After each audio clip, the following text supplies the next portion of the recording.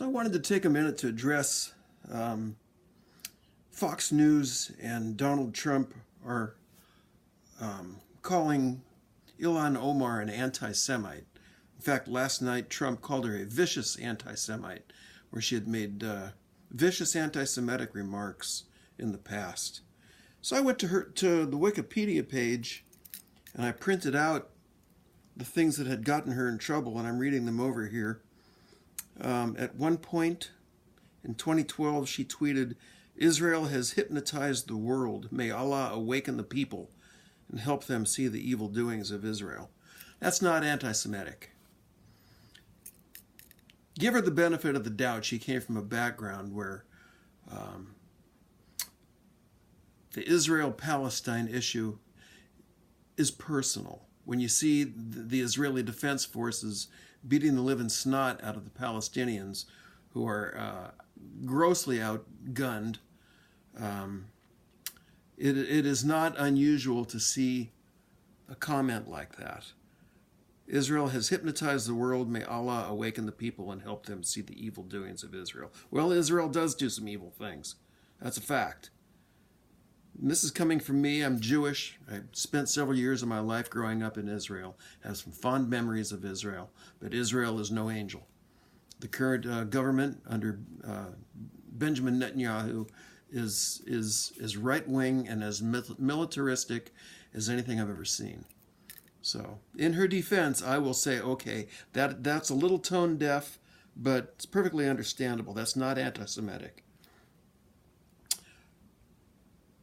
And then she, in 2019, February 2019, said it's all about the Benjamins, baby, in reference to American politicians' support for Israel.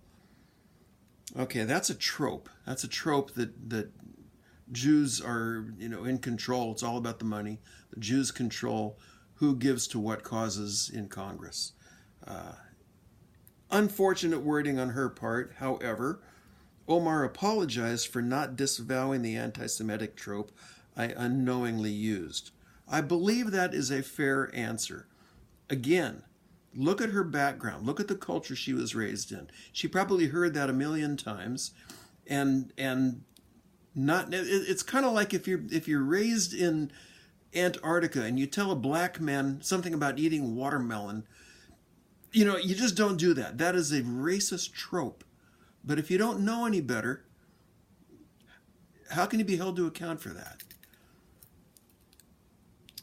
So that was number 2. Number 3, I'm grateful for Jewish allies and colleagues who are educating me on the painful history of anti-Semitic tropes. I reaffirm the problematic role of lobbyists in our politics, whether it be AIPAC, the NRA, or the fossil fuel industry. That one got them all upset too. Someone explain to me why. February 27th, 2019. I want to talk about the political influence in this country that says it is okay for people to push for allegiance to a foreign country. That pissed him off. Why? Since when do we have to be, as Americans, pro any other country? Again, I spent several years of my life living there. I don't have an allegiance to Israel. Donald Trump certainly doesn't have an allegiance to Germany or Scotland or any other place. We have no obligation as Americans to be pro any particular country.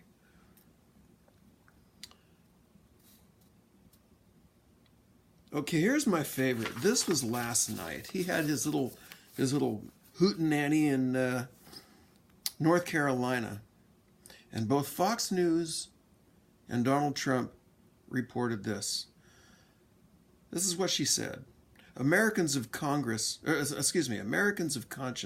have a proud history of participating in boycotts to advocate for human rights abroad, including boycotting Nazi Germany from March 1933 to October 1941 in response to the dehumanization of the Jewish people in the lead up to the Holocaust. Fox News reported, based on that quote, that she was equating Israel to Nazi Germany. Not even close. Not even close. Let me read that last part again. by boycotting Nazi Germany from March 1933 to 1941 in response to the dehumanization of the Jewish people in the lead up to the Holocaust.